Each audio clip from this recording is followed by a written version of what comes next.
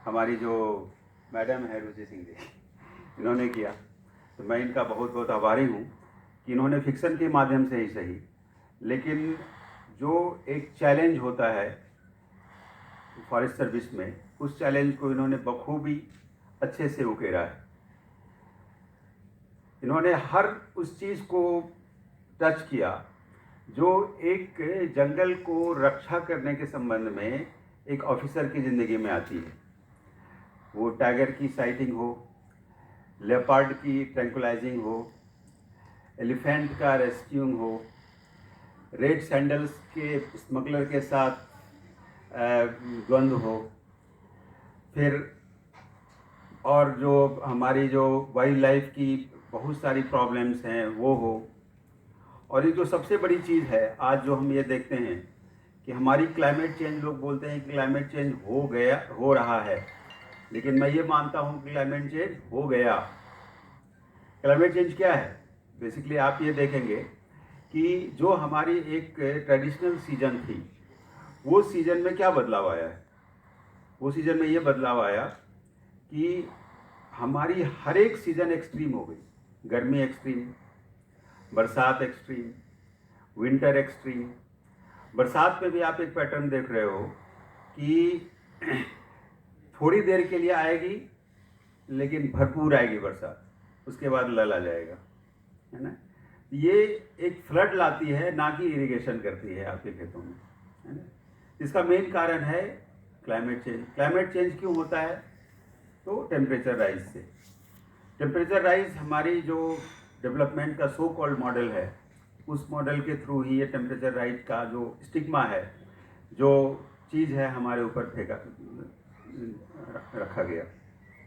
और इस पूरे चीज़ में एक ही चीज़ मुझे आती है कि फॉरेस्ट अगर हमारा बचा, कार्बन सिक्वेस्ट्रेशन कैसे होगा। जैसे कार्बन और मीथेन, ये दो चीज़ ऐसी है जो आपके क्लाइमेट में टेम्परेचर को बढ़ाती है, जो ग्रीन हाउस इफेक्ट है। और उसमें जो फॉरेस्ट है वो आपकी मेन है कार्बन सिक्वेस्ट्रेशन को करने का। और दूसरा है ओशन।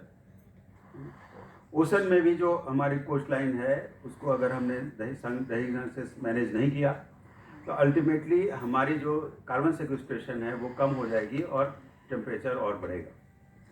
तो आज के टाइम में ये जो इंडियन फॉरेस्ट सर्विस है, ये और भी रिलेवेंट हो जाता है। और मैडम ने लगभग हर एक उस चीज़ को टच किया जो एक ऑफिसर की ज़िंदगी में आता है। अभी जैसे मैं पुलिस की भी बात देख रहा था, तो वो कहते हैं ना कि इस्तीफ़ा मैं साथ में रखता हूँ। तो बेसिकली इस सर्विस पे भी वही बात है।